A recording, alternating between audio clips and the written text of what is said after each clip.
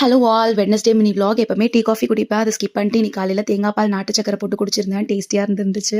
So இன்னைக்கு பார்த்தீங்கன்னா லஞ்சுக்கு வந்து நெத்திலி கருவாடை தான் வந்து பண்ணியிருந்தேன். தொக்கு செம்ம சூப்பராக இருந்துச்சு. ஸோ லஞ்ச் முடிச்சுட்டு மாமா பசங்க வீட்டுக்கு வந்திருந்தாங்க. உள்ள ஒரே சத்தமாக இருந்துச்சு ரூமில். என்னடான்னு போய் பார்த்தா என்னோட யூடியூப் சேனலை வச்சு பார்த்துட்டு கலாச்சிட்டு இருந்தாங்க. ஸோ அதுக்கப்புறம் பார்த்தீங்கன்னா ஈவினிங் போல் ஹஸ்பண்ட் வந்திருந்தாங்க. இன்னைக்கு என்னன்னு தெரியல, என் ஹஸ்பண்ட் எனக்கு மல்லிகைப்பூ அதுக்கப்புறம் சாக்லேட்லாம் வாங்கிட்டு வந்திருந்தாங்க. அதில் ஒரு சாக்லேட்டை என் பொண்ணு நல்லா அடம் பிடிச்சி வாங்கிக்கிட்டா. நைட் ஒரு 8 மணிக்கு நானும் என் ஹஸ்பண்டும் கிளம்பி இன்னைக்கு நாத்தனா ஊருக்கு போகிறாங்க. ஸோ பஸ் ஏற்றி விடலான்னு கோயம்பேடு வரைக்கும் போயிருந்தோம். ஆல்ரெடி வீடியோவில் போட்டிருப்பேன்.